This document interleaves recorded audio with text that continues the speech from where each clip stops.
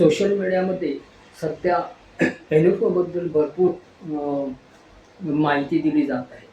आता एन-एफ-ओमध्ये गुंतवणूक करणं योग्य आहे की अयोग्य? एन-एफ-ओचा मोठा धोका कोणता?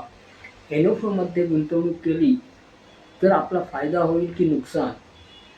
एन-एफ-ओमध्ये गुंतवणूक केल्यानंतर कोणते फायदे असतात, तोटे कोणते असतात, रिस्क किती असते, या संदर्भात आपल्याला आज माहिती घ्यायची आणि त्याच्यासाठी हा आज व्हिडिओ आहे. एन-एफ-ओमध्ये गुंतवणूक करताना सेबीचे काय रूल्स आणि रेग्युलेशन्स आहेत, सेबी कशा प्रकारे ॲक्ट करते, सेबीचे रूल्स आपण याच्यामध्ये बघून घेणार आहोत. जे एन-एफ-ओमध्ये ही गुंतवणूक करण्याची योग्य वेळ आहे का, ही संधी आहे की मार्केटिंगचा एक सापळा आहे, या संदर्भात आजच्या व्हिडिओमध्ये आपण छोट्याशा व्हिडिओमध्ये थोडकी माहिती गोळा करणार आहोत. आणि जर तुम्ही म्युच्युअल एन-एफ-ओमध्ये गुंतवणूक करत असाल तर या व्हिडिओमध्ये हा व्हिडिओ तुम्ही पाहिल्यानंतर तुमच्या लक्षात येईल की तुम्ही नक्की काय करता आहात ते. म्हणूनच आता अधिक वेळ न घालता आपण या व्हिडिओच्या सुरुवातीला याचे सगळे पॉईंट्स आता समजायला सुरुवात करूया. चला तर मग व्हिडिओला सुरुवात करूया. एन-एफ-ओ म्हणजे काय? New fund offer. आता न्यू फंड ऑफरमध्ये गुंतवणूक करावी का? एन-एफ-ओ म्हणजेच न्यू फंड ऑफर संधी आहे की एक सापळा? प्रत्येक गुंतवणूकदारांना माहिती असणं फार गरजेचं आहे. ₹10ची NAV पाहून त्या मोहात पडून जर तुम्ही गुंतवणूक करत असाल तर याच्या मागचं सत्य जाणून घेणं फार महत्त्वाचं आहे. एन-एफ-ओ वर्सेस एक्झिस्टिंग म्युच्युअल फंड कोणता जास्त फायद्याचा आहे, या संदर्भात तुम्हाला माहिती असणं फार गरजेचं आहे. एन-एफ-ओमध्ये पैसे गुंतवण्यापूर्वी हा व्हिडिओ तुम्ही शेवटपर्यंत नक्की बघा. जर मी तुम्हाला सांगितलं की ₹10 NAV असलेला म्युच्युअल फंड एन-एफ-ओ, खास करून एन-एफ-ओ म्हणजे स्वस्त नाही, तर तुम्ही विश्वास ठेवाल का? तर जास्त गुंतवणूकदार, जास्तीत जास्त रिटेल गुंतवणूकदार जे नवीन मार्केटमध्ये येतात ते एन-एफ-ओची ही न्यू जी काही प्राईस आहे ₹10ची NAV आहे ती त्यांना जास्त करून आकर्षित करते, मोहित करते. तर अशा प्रकारच्या या गुंतवणुकीमध्ये, या मृगजळामध्ये आपण अडकून पडू नये म्हणून या मृगजळापासून तुम्ही तुमचं कसं रक्षण करा याच्यावर नक्की लक्ष द्या आणि हा व्हिडिओ तुम्ही बघा. म्हणजे तुमच्या लक्षात येईल की तुम्ही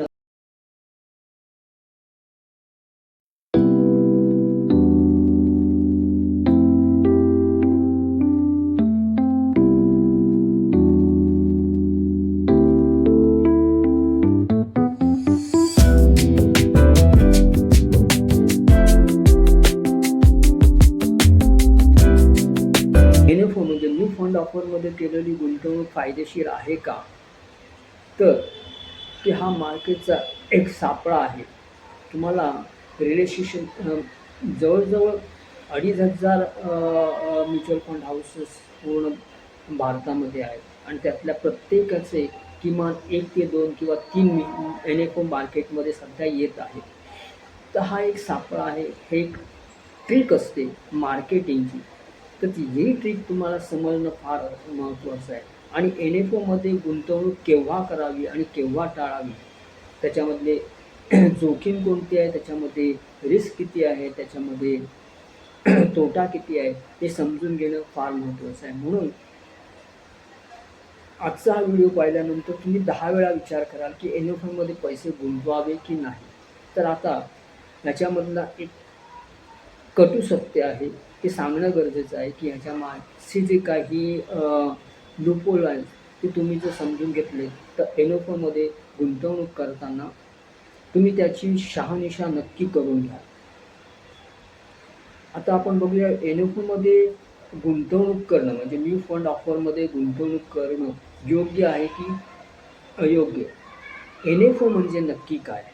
IPO वर्सेस एन-एफ-ओ याचं आपण तुलनात्मकदृष्ट्या मूल्यमापन करून घेऊ, तुलना करून घेऊ. नंतर ₹10 NAV का ठेवली जाते? त्याच्या मागचं कारण काय ₹10 एन-ए-व्ही ठेवण्याचं. तर आता आपण पहिलं बघूया एन-एफ-ओचा पूर्ण अर्थ. ह्याचा अर्थ काय? एन-एफ-ओ म्हणजे न्यू फंड ऑफर. जसं स्टॉक मार्केटमध्ये आय-पी-ओ येतो. ज्या काही लिस्टेड कंपन्या आहेत ते फंड रेज करण्यासाठी इनिशियल पब्लिक ऑफर म्हणून एक लॉट घेऊन येतात, एक लॉट साईज मार्केटमध्ये घेऊन येतात आणि त्याद्वारे त्यांचा एक्झिस्टिंग बिझनेस डेव्हलप करण्यासाठी हे आय-पी-ओ घेऊन येत असतात. तर त्यांच्यामध्ये बिझनेस डेव्हलप करण्यासाठी किंवा आहे तो एक्झिस्टिंग बिझनेसमध्ये जास्त पैसे लावून तो बिझनेस ग्रो करण्याची त्याच्या मागचा उद्दिष्ट असतो. आणि त्याचबरोबर आता एन-एफ-ओ म्हणजे new fund offer. New fund offer म्हणजेच काय? ह्या ज्या काही म्युच्युअल फंड हाऊसेस आहेत ते त्यांना फंड रेज कोणत्या कारणासाठी करतात?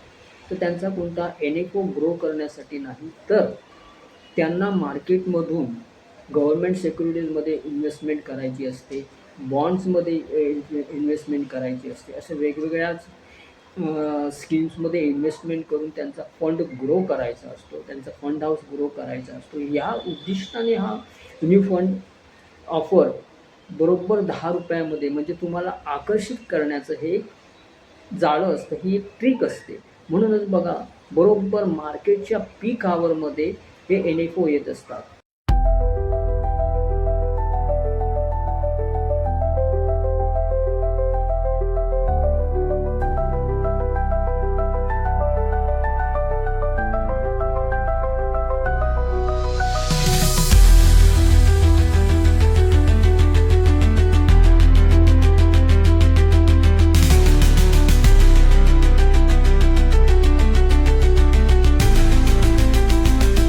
मी स्क्रीनमध्ये तुम्हाला हा दाखवतोय की कोणत्या वेळेला एन-एफ-ओ येतो आणि मग तो एन-एफ-ओ आल्यानंतर पीक हॉवरमध्ये असताना जेव्हा तुम्ही त्याच्यामध्ये गुंतवणूक करता, अल्टिमेटली तो थोडासा वर जातो पण नंतर तो पुन्हा खाली येतो. कारण तो त्या बुलिश मार्केटमध्ये असतो आणि नंतर जेव्हा तुम्ही त्याच्यामध्ये एंट्री मारता तेव्हा तो बिअरिश होतो, म्हणजे तो खाली त्याचा रिव्हर्सल ट्रेंड चालू होतो आणि तुमचे पैसे त्याच्यामध्ये अडकले जातात.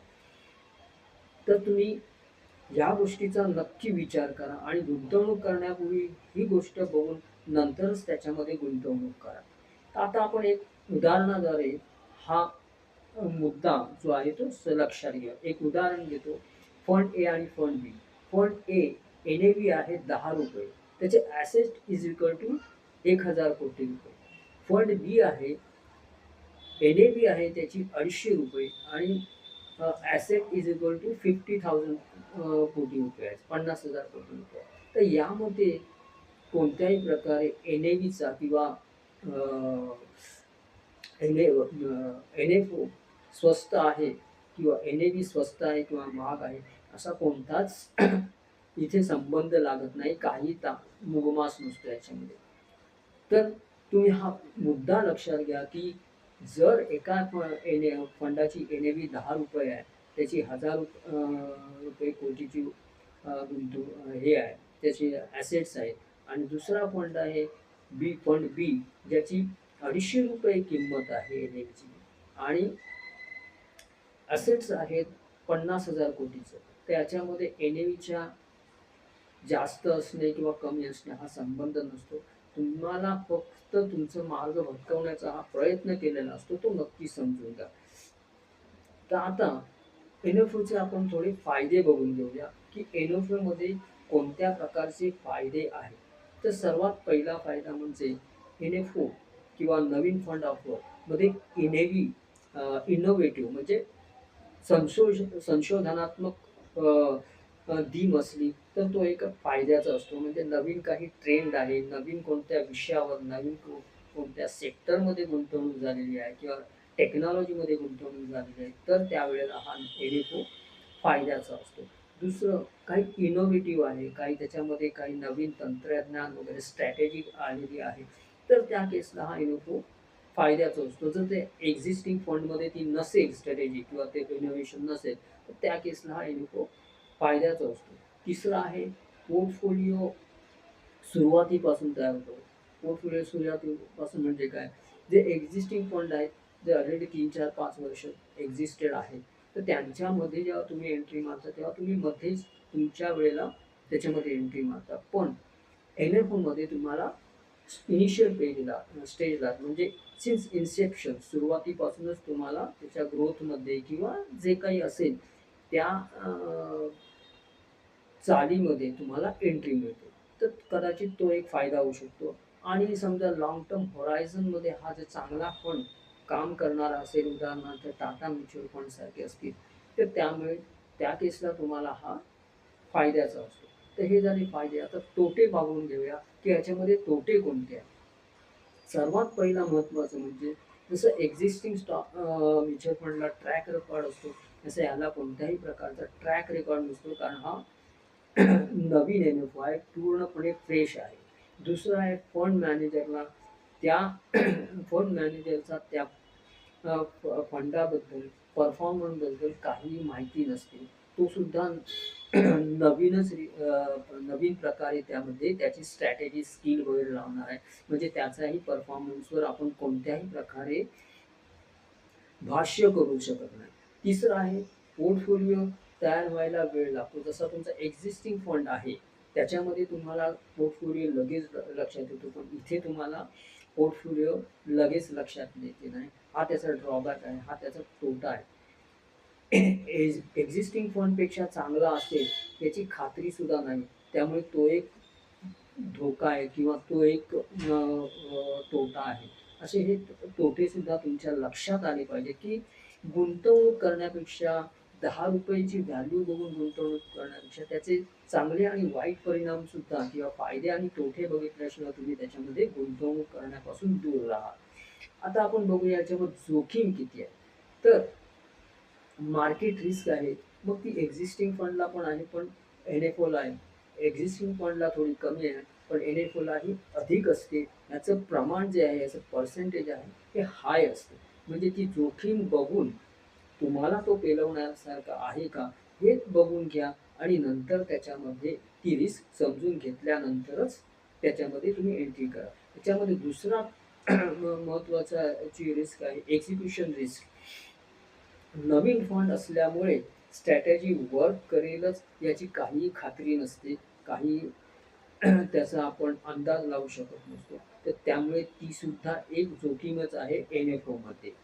तर फंड मॅनेजर जो आहे, ही पण एक रिस्कच आहे. फंड मॅनेजरचा परफॉर्मन्स कसा असेल किंवा त्यांनी लावलेलं स्किल तिथे कामाला येईल की नाही, तर हा एक जोखमीचा प्रकार आहे फंड मॅनेजरच्या परफॉर्मन्सचा. तोही तुम्ही लक्षात घेतला पाहिजे. लिक्विडिटी रिस्क आहे. जी लिक्विडिटी रिस्क कॅटेगरी वाईज कोणत्याही वेळेला लागू शकते. फॉर एक्झाम्पल तुम्हाला सांगतो, समजा एखादा फंड आहे, हा एन-एफ-ओ आहे, ज्याच्यामध्ये 3 किंवा 5 वर्षाचं लॉकिंग असेल आणि तुम्हाला इमर्जन्सी असेल, तर त्या फंडातून तुम्ही पैसे काढून घेऊ शकत नाही. तसंच त्याचा एक्सपेन्स रेशो किती आहे, हे त्याच्यामध्ये तुम्हाला एक्सपेन्स रेशो आणि एक्झिट लोड किती आहे, हे समजून घेणं फार महत्त्वाचं आहे. एक्सपेन्स रेशो आणि एक्झिट रेशो हा जवळजवळ जास्त असतो एन-एफ-ओचा, कारण त्यांना एक्सपेन्सेस रिटेल इन्व्हेस्टरच्या पैशातूनच गोळा करावा लागतो. त्यामुळे तो मुद्दा तुम्ही लक्षात घ्या, ही जोखीम तुम्ही लक्षात घ्या आणि त्यानंतर विचार करा, की मी या फंडामध्ये एन-एफ-ओमध्ये पैसे गुंतवायचे, की माझे हात अडकवून हात फोडून घ्यायचे. हा तुम्ही बाब नक्की लक्षात ठेवा आणि कमेंटमध्ये नक्की सांगा, की तुम्हाला हा अशा प्रकारचा अनुभव यापूर्वी तुम्ही एन-एफ-ओमध्ये गुंतवणूक केलेली असताना आला आहे का? आता आपण याची तुलनात्मकदृष्ट्या म्हणजे एक्झिस्टिंग फंड आणि एन-एफ-ओ याची तुलना करूया. तर एक्झिस्टिंग फंडमध्ये ट्रॅक रेकॉर्ड तुम्हाला बघायला मिळतो. कारण त्याच्या सीडमध्ये म्हणजे स्कीम इन्फॉर्मेशन डॉक्युमेंट्समध्ये तुम्हाला त्याची फंडाबाबतची सगळी म्हणजे जोखीम किती आहे, त्या फंडामध्ये कोणकोणते स्टॉक्स इन्व्हॉल्व्ड आहेत, या सगळ्या गोष्टी त्या फंडाच्या एक्झिस्टिंग फंडामध्ये तुम्हाला मिळतात. पण एन-एफ-ओच्या केसमध्ये त्याचा कोणत्याही प्रकारचा ट्रॅक रेकॉर्ड नसतो, त्यामुळे तुम्हाला कोणतीही माहिती मिळत नाही. तो पूर्णपणे फ्रेश असतो.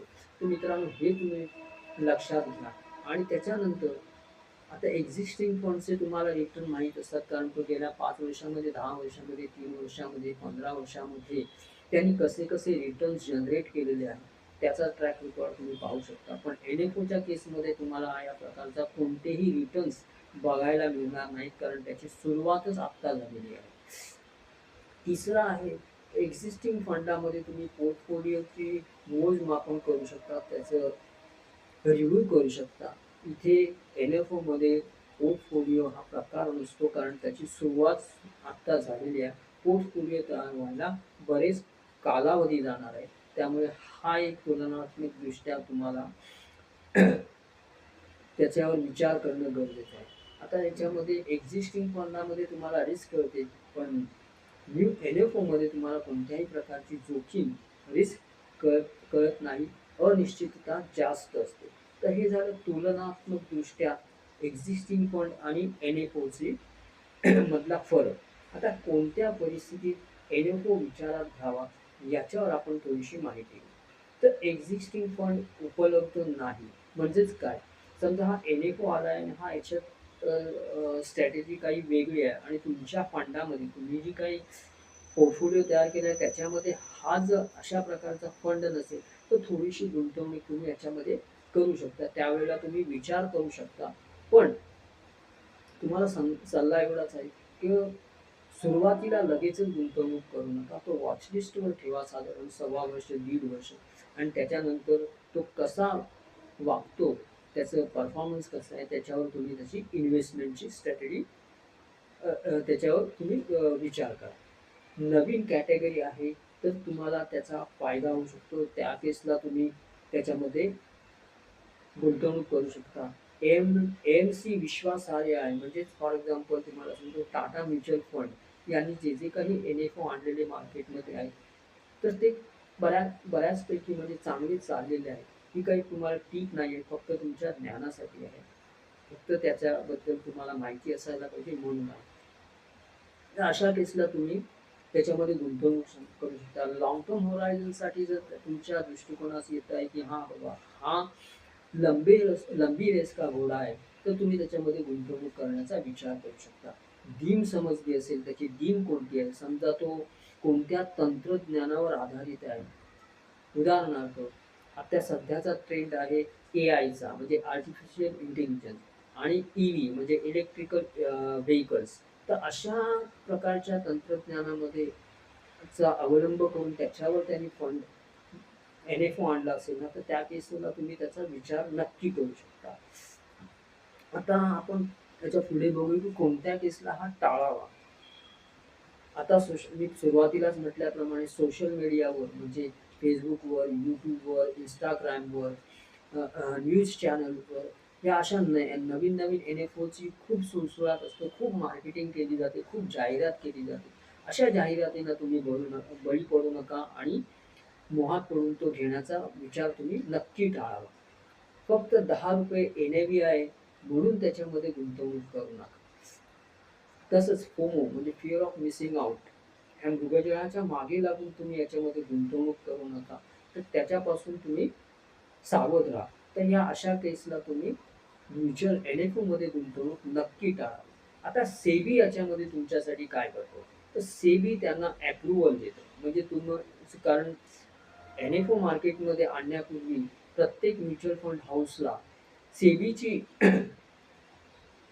परवानगी घेणं आवश्यक आहे, म्हणून त्यांना तो एन एफ ओ सेबी पुढे प्रेझेंट करावा लागतो. सेबी तो पूर्ण पडताळून बघतो, त्याच्यामध्ये जे काही आहे नको असले ते पार्ट्स काढून टाकतो आणि नंतर अप्रुव्हल देतो, स्कीम अप्रुव्हल देतो.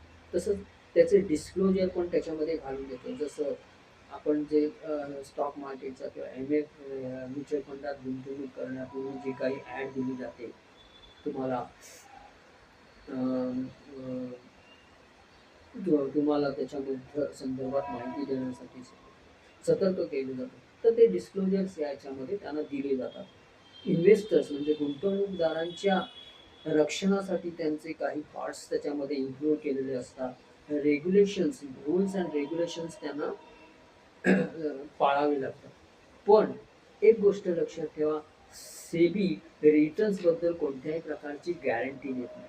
तर हा होता सेबीबद्दलची माहिती, ती तुम्ही लक्षात ठेवून जावी.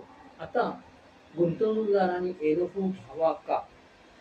तर माझा असा निष्कर्ष आहे, जर एक्झिस्टिंग फंड चांगल्या प्रकारे परतावा देत असेल, त्याचं परफॉर्मन्स चांगलं असेल, तर तुम्हाला एक्झिस्टिंग फंडमध्ये राहणं जास्त चांगलं असतं, जास्त सोयीस्कर असतं, ते फायदेशीर असतं एन-एफ-ओमध्ये गुंतवणूक करण्यापेक्षा.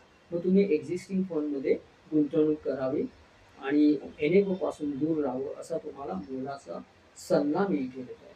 फक्त त्याची ती ₹10 एन-ए-व्ही बघून त्या मृगजळात अडकून राहू नका. तुम्हाला मी इथे स्क्रीनवर काही स्क्रीनशॉट देतोय या मृगजळाचे.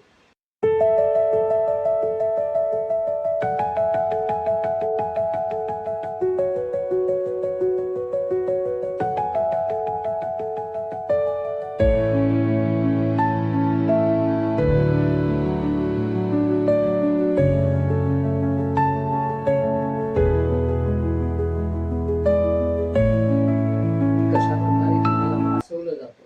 आता उदाहरण द्यायचं झालं तर वाळवंटात गेल्यावर रेगिस्तानामध्ये तुम्हाला वाटतं की तुम्हाला तहान लागलेली आहे, पाणी आहे. तुम्हाला वाटतं थोड्याशा अंतरावर गेल्यानंतर पाणी मिळेल. पण तिथे फक्त पाणी नसतं, ते एक मृगजळ असतं. तर या अशा मृगजळाच्या मागे तुम्ही धावू नका. हा जो वरती चार्ट दिलेला आहे, जेव्हा पीक हॉवरमध्ये जेव्हा टोटली 70-80% मार्केट हायवर गेलेलं आहे, जिथून ते रिव्हर्सल होणार आहे. त्या ट्रेंडमध्ये बघितल्यावर तुमच्या लक्षात येईल की बुल मार्केटमध्येच एन-एफ-ओ येतो आणि जेव्हा तुम्ही एंट्री मारता तेव्हा तो ट्रेंड रिव्हर्सल होतो आणि बिअरिश व्हायला सुरू जातो. थोडासा वर जाईल पण नंतर तो खाली येतो आणि तुमच्या फंडची जी काही तुम्ही ₹1,00,000 गुंतवलेले आहेत, तर त्या फंडाची व्हॅल्यू, त्या म्युच्युअल फंडाची व्हॅल्यू 25,000 वर येऊ शकते. तर हा धोका तुम्ही लक्षात घेऊन नंतर गुंतवणूक करावी. एक प्रभावी उदाहरण देतो. समजा 2 विद्यार्थी आहेत. एकाचा 10 वर्षाचा निकाल उपलब्ध आहे, तर दुसरा पहिल्यांदाच परीक्षेला बसलेला आहे. तुम्ही कोणावर जास्त विश्वास ठेवाल? आता इथे तुम्हाला सांगण्याचा उद्देश म्हणजे एक्झिस्टिंग फंड म्हणजे पहिला विद्यार्थी, त्याचा ट्रॅक रेकॉर्ड आहे आणि एन-एफ-ओ म्हणजे दुसरा विद्यार्थी, ज्याचा कोणताही रेकॉर्ड नाही. तुम्ही कोणता विद्यार्थ्याची निवड कराल? कमेंट्समध्ये नक्की सांगा.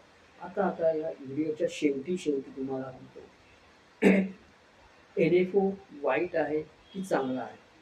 तर एन-एफ-ओ वाईट आहे असं स्पष्टरित्या आपण म्हणू शकत नाही. काही एन-एफ-ओ आहेत, जसं मी टाटा म्युच्युअल फंड म्हटलं, कॅनरा बँक म्हटलं, असे काही जे निवडक आहेत, की ज्यांचा ट्रॅक रेकॉर्ड आहे, जे एकदम मजबूत एन-एफ-ओ घेऊन येतात. तर त्यांच्या म्युच्युअल एन-एफ-ओमध्ये गुंतवणूक करण्यास कोणत्याही प्रकारची भीती नसते. तर तुम्ही त्यावेळेला गुंतवणूक करू शकता. कोणत्याही म्युच्युअल फंडामध्ये म्हणजे एन-एफ-ओमध्ये, खास करून एन-एफ-ओमध्ये गुंतवणूक करण्यापूर्वी त्याचा उद्देश बघून घ्या. त्याच्यामधली जोखीम बघून घ्या. फंड मॅनेजर त्याच्यामध्ये त्यांना पडताळून घ्या. कॅटेगरी कोणती आहे, थीम कोणती आहे आणि त्याचा पर्याय समजून घ्या. नंतर त्या एन-एफ-ओमध्ये गुंतवणूक करा. त्याला वर्ष, दीड वर्षासाठी तुमच्या वॉच लिस्टमध्ये ठेवा. तो वेगवेगळ्या मार्केट सायकलमध्ये कशाप्रकारे परफॉर्म करतो, बुल मार्केटमध्ये कसा परफॉर्म करतो, बिअरिश मार्केटमध्ये कसा परफॉर्म करतो. जेव्हा स्टेडी असतं, म्हणजे कोणत्याही प्रकारची उथल-पुथ नसते, त्या मार्केट सायकलमध्ये कसा परफॉर्म करतो. जेव्हा हा व्हॉलॅटिलिटी जास्त असते किंवा कमी असते, तर त्या मार्केट सायकलमध्ये कसा परफॉर्म करतो हे बघा आणि नंतर त्या एन-एफ-ओमध्ये तुम्ही गुंतवणूक करा. आता व्हिडिओच्या शेवटी इथे मी आपल्याला एक विनंती करत आहे. जर हा व्हिडिओ उपयुक्त वाटला असेल तर लाईक करा, शेअर करा आणि तथ्याधारित गुंतवणूक विषयांसाठी चॅनेलला नक्की सबस्क्राईब करायला विसरू नका. तुम्हाला पुढचा व्हिडिओ कोणत्या विषयावर हवा आहे ते कमेंटमध्ये नक्की सांगा. हा व्हिडिओ तुम्हाला कसा वाटला त्याच्याबद्दल तुमचे अभिप्राय कमेंट्समध्ये नक्की मांडा. आता इथे हा व्हिडिओ मी संपवतोय. आपली रजा घेतोय. धन्यवाद.